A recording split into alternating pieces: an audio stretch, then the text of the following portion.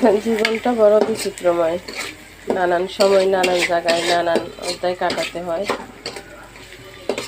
আর বিশেষ করে আমরা যারা ভাড়া থাকি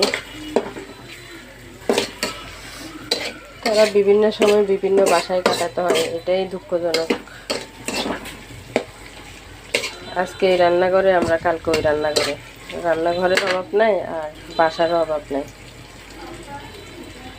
তো যাই হোক, এই যে পাস্তা রান্না করতেছি।